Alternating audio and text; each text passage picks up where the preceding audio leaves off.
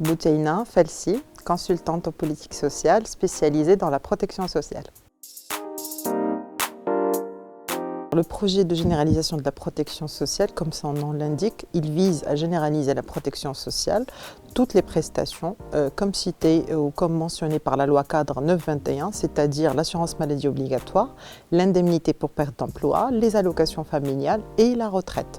Toutes ces prestations doivent être généralisées pour bénéficier à l'ensemble des Marocains et des Marocaines à l'horizon de l'année 2025.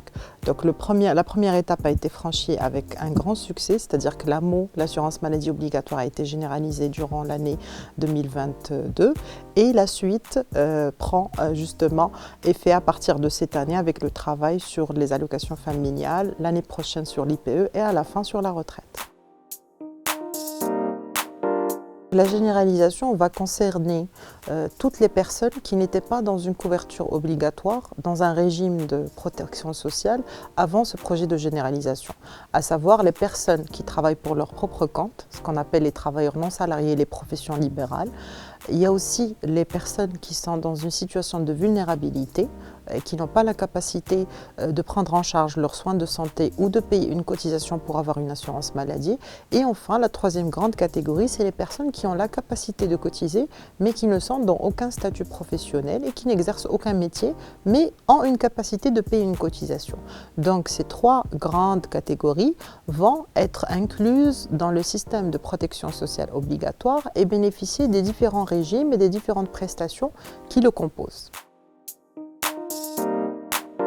Les prestations qui composent ce grand projet de généralisation de la protection sociale sont de l'ordre de 4. La première, c'est l'assurance maladie obligatoire. Elle a été généralisée durant l'année 2022 avec un grand succès. La deuxième prestation, c'est les allocations familiales. C'est le travail qui doit être fait à partir de cette année pour être généralisé aux familles qui ont des enfants, mais aussi à des familles qui n'en ont pas. Et la troisième prestation, c'est l'indemnité pour perte d'emploi. Cette prestation va être revue et il y aura une refonte de cette prestation pour pouvoir inclure plus de personnes qui perdent leur emploi, mais qui étaient avant dans le système formel, dans le système salarial. Et enfin, la dernière prestation, c'est la retraite. L'idée, c'est de généraliser les pensions de retraite à l'ensemble des personnes qui, à l'âge de départ de retraite, en auront besoin. Alors, qu'en est-il du financement de ces différentes prestations? La logique est très simple. C'est une logique basée sur un double principe. Le premier, les personnes qui ont une forme de revenu vont cotiser à hauteur de leur revenu, c'est-à-dire chacun à hauteur du revenu qu'il perçoit. Il y a le même taux de cotisation pour tout le monde, mais le montant de la cotisation va différer en fonction du revenu de la personne.